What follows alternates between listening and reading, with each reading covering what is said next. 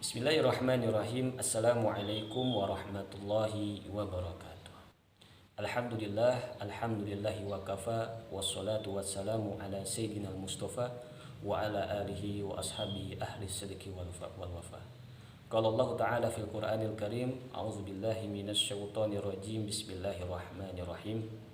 Al-hajju ashhurun ma'lumat, faman farada fihinna al-hajja fala rafasa wala fusuqa wala jidala fil hajj wa ma taf'alu min khairi ya'lamhu Allah wa tazawwadu fa inna khairaz zadi taqwa wa takuni ya ulil albab. Wa qala Rasulullah sallallahu alaihi wasallam, al hajjul mabrur ma laysa lahul jaza illa al jannah.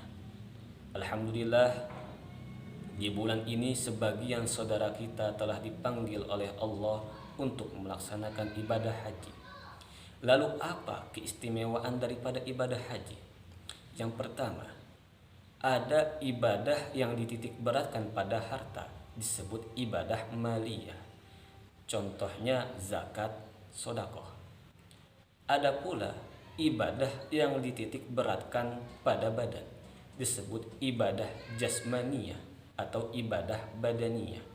Contohnya sholat. Dan ada pula ibadah yang dititik beratkan pada hati, yang disebut ibadah qalbiyah. Contohnya zikir khafi. Tapi ibadah haji itu gabungan dari 3 aspek ibadah tersebut: ibadah maliyah, qalbiyah, badaniyah.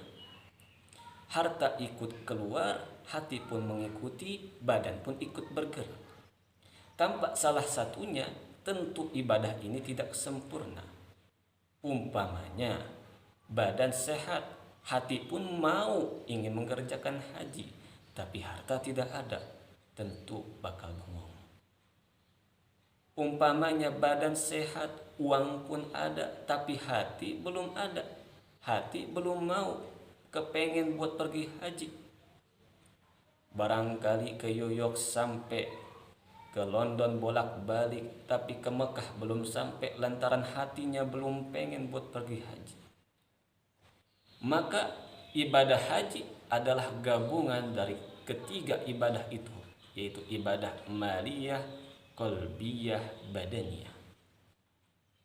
Lalu yang kedua, ada ibadah yang mana apabila telah masuk waktunya bisa dikerjakan mana saja. Contohnya apabila masuk bulan Ramadan, mau puasa di Jakarta boleh, di Bogor bisa, di Bekasi pun jadi. Ada pula ibadah yang telah masuk waktunya dan apabila telah mencapai nisab boleh dikeluarkan atau dikerjakan di mana saja, yaitu ibadah zakat.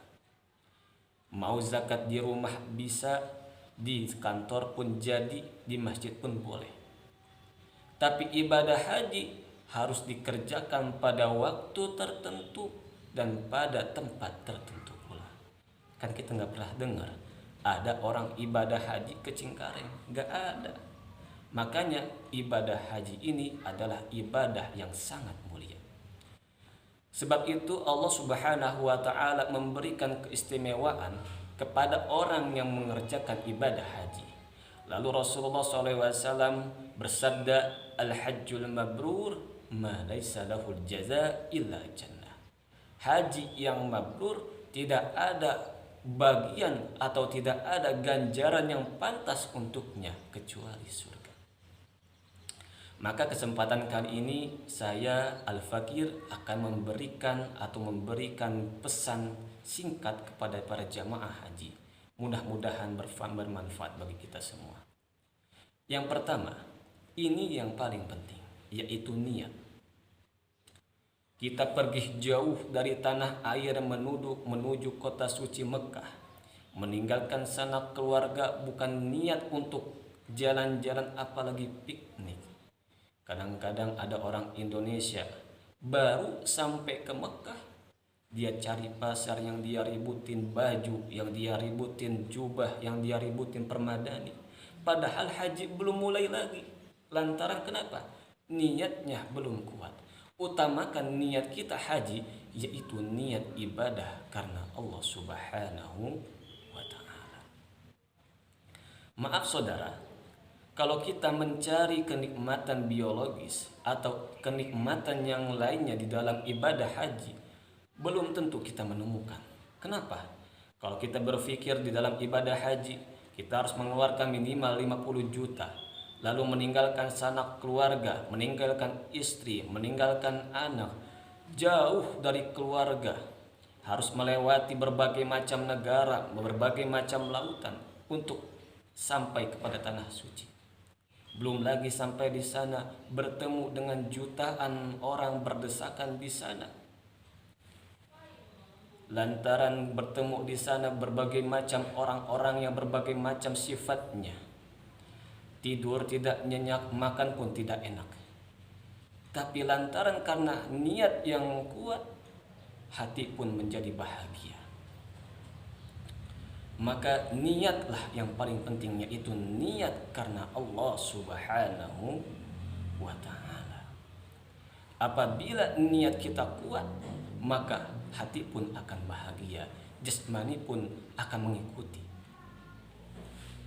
Kita nggak pernah dengar tuh kalau orang pergi haji, pulang dari pergi haji, dia ngucapin nyesel gua pergi haji. Nggak ada. Yang ada kalau kita tanya, Pak Haji gimana waktu kemarin pergi haji? Alhamdulillah ya Allah, alhamdulillah Bapak Ibu, saya kemarin pergi haji. Waktu tawaf wada saya menitikkan air mata, sedih dalam hati saya berjerit, ya Allah kapan saya kembali ke tanah suci? Kapan saya bisa kembali ke tanah suci ya Allah? Padahal belum pulang sudah mikir kapan mau balik lagi ke tanah suci. Ini adalah gambaran kalau kita punya niat yang kuat. Lantaran kenapa bisa seperti itu? Karena niat yang kuat menjalankan ibadah atas perintah Allah Subhanahu wa ta'ala. Lalu yang kedua, apabila kita telah mendapatkan kesempatan untuk beribadah haji, maka laksanakanlah dengan sebaik-baiknya. Maka kita lakukan dengan segera mungkin. Sebab kenapa? Rasulullah mengancam betul orang yang menunda-nunda ibadah haji. Man kana lahu sa'atan wa lam yahuj falyamut in sa'a yahudiyan wa in sya'a nasraniyan. Siapa orang yang dia memiliki kesempatan untuk berhaji, kemudian dia tidak melakukan kesempatan tersebut, maka dia boleh memilih mati menjadi orang Yahudi ataupun Nasrani.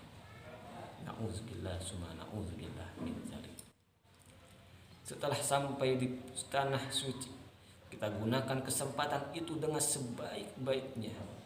Kita ibadah dengan sepuas-puasnya. 2 rakaat di Masjidil Haram sama dengan 1000 rakaat di masjid-masjid lainnya. Kita tanamkan dalam hati kita, kita ingin beribadah sebanyak-banyaknya di tanah suci. Pusing-pusing sedikit datang ke masjid, capek-capek sedikit datang ke masjid. Puaskan hati dan diri ingin melaksanakan ibadah ini. Itu poin yang kedua, puaskan hati diri untuk melaksanakan ibadah.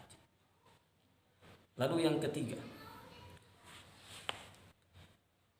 ketika kita mendapatkan sesuatu yang tidak enak bagi kita atau sesuatu yang tidak menyenangkan bagi kita, jangan menyalahkan orang lain. Cari kesalahan itu pada diri kita sendiri. Jangan mengkambing hitamkan orang lain. Di sana gak berlaku kata-kata seperti ini. Gara-gara lu gua kayak gini. Enggak. Sebab kenapa? Kita datang ke tanah suci dalam keadaan berdosa.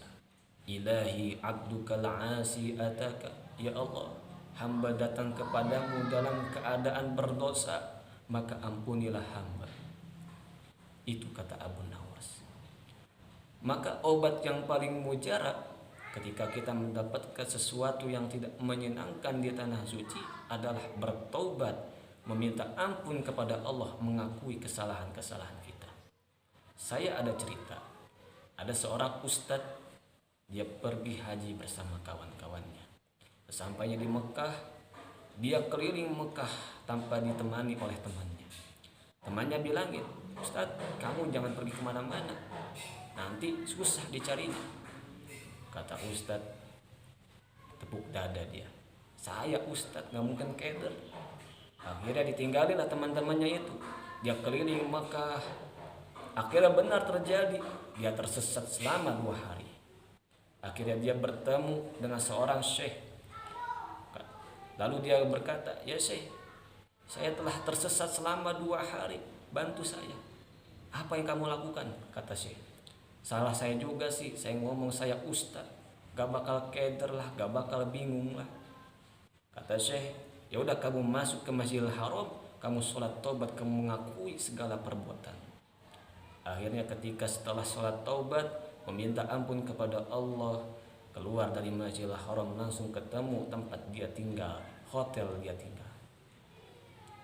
Maka obat yang paling mujarab ketika kita mendapatkan sesuatu yang tidak mengenakan bagi kita adalah bertobat kepada Allah.